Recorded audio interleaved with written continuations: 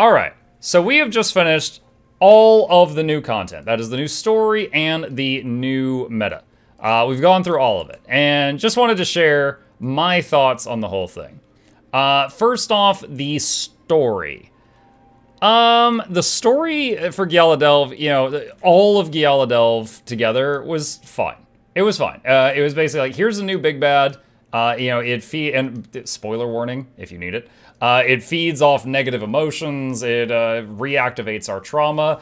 I thought it was pretty cool seeing the commander kind of weak for once because he's such a, you know, god walking amongst mere mortals, you know, stomping around, and he's just constantly the chosen one and stuff like that, and he still was the chosen one. But it was kind of cool seeing the commander actually, you know, have to, you know, deal with some of this stuff. And the Asura male voice actor did a really great job of just him sounding so just freaking done and tired with everything. I thought they did a really good job there.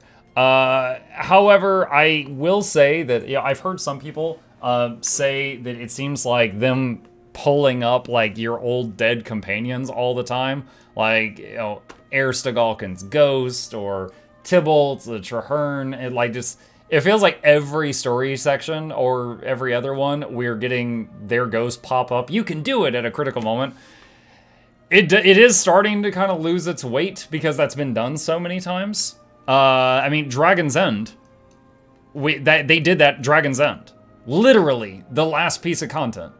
And then they did it here, and then, you know, they've done it, you know, before now in a few other places. So it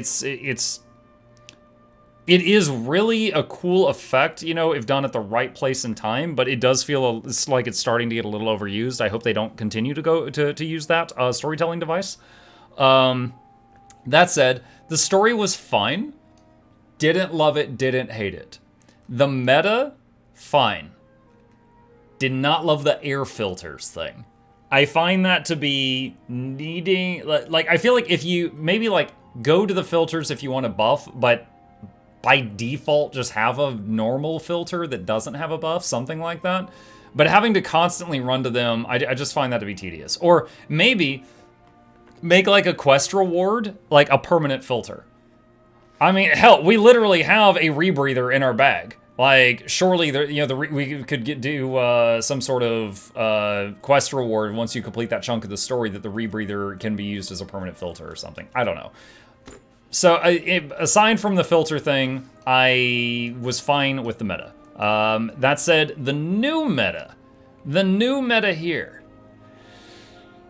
I feel bad about saying this, because I had the chance to talk to someone at ArenaNet today. They are wonderful people. I like them. I'm sorry.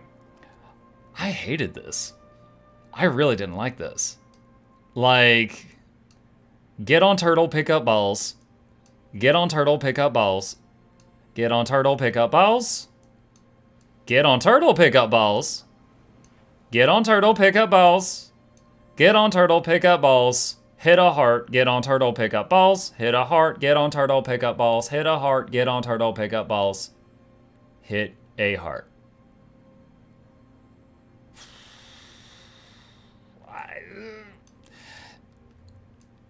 In the story, which I'll talk about in a second, you didn't have to do that.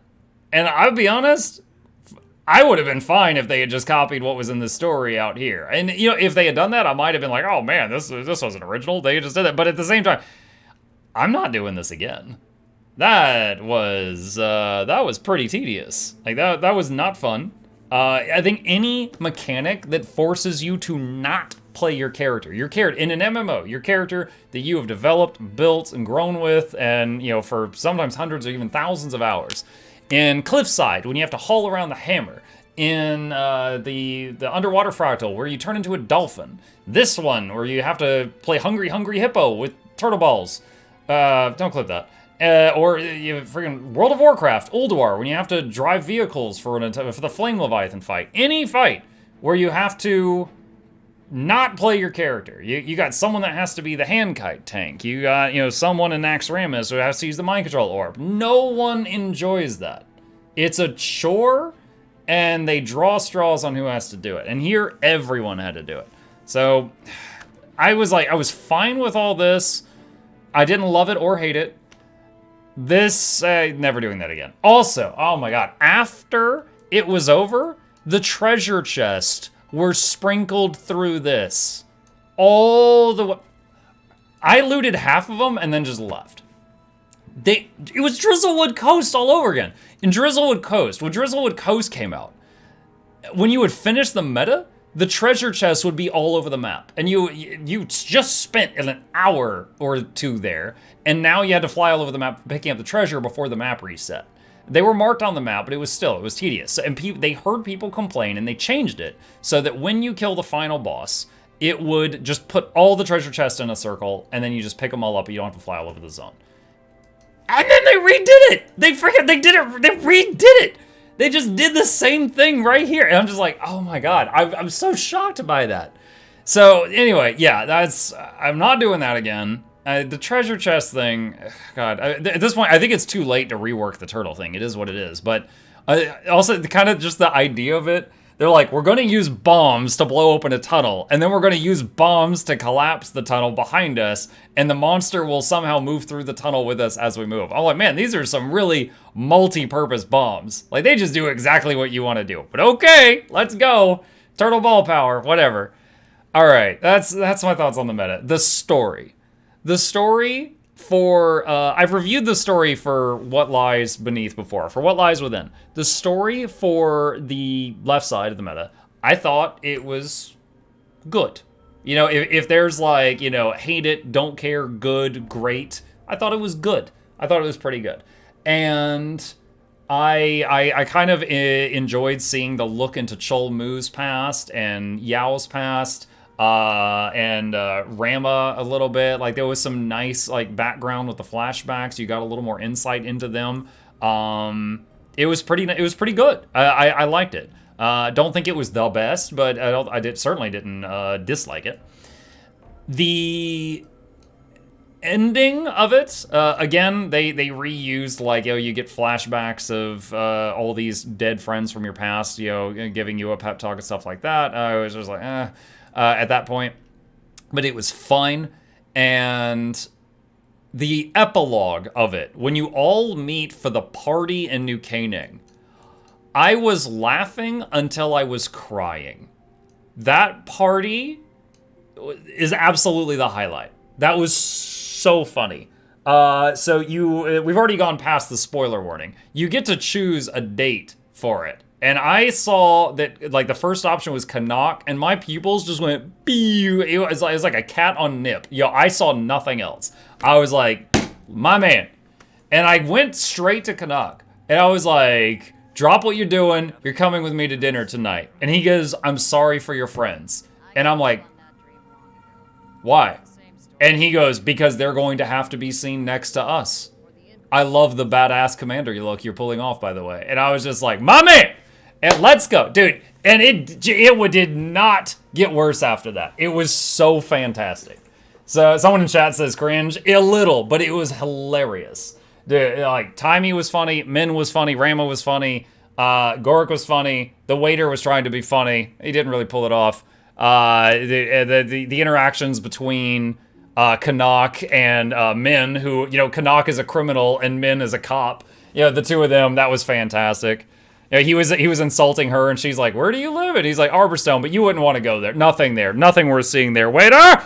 Yeah, it was so good. So, cannot say enough nice things about the epilogue. I laughed till I cried. It was fantastic. I haven't even seen what happens if you take the other options. I believe it was Anise and Yao to the party, but I'm sure it was much worse than Canuck. It was fantastic. So, that's my thoughts on that. So, I mean, that was the high point. The story was good. The epilogue was amazing. The core Gialadelph meta was fine. This one was extremely disappointing. I'm not doing that again. That was just tedious. I saw a bunch of people in map chat saying things like, it looks like their goal with this meta was to make the turtle, you know, needing to, relevant. Sorry, they said make the turtle relevant by any means necessary. And a lot of people in chat were agreeing, and I was just like, ugh. Yeah, it was pretty bad. But yeah, I guess that's it. I will also say, when we got the last zones that were cut in half, so there was Eastern Biora was added, and it ended for people who didn't play at that time. We got this half of Biora here. Then we got this half of Biora here.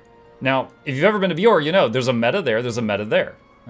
They're both very big, you know, they're both full-fledged in their own right metas. Then Drizzlewood Coast. They added South Drizzlewood that ended at the bridge, and then they added North Drizzlewood. You can do South, or you can join a map that does South and then does North, which is much longer. And there are rewards for both.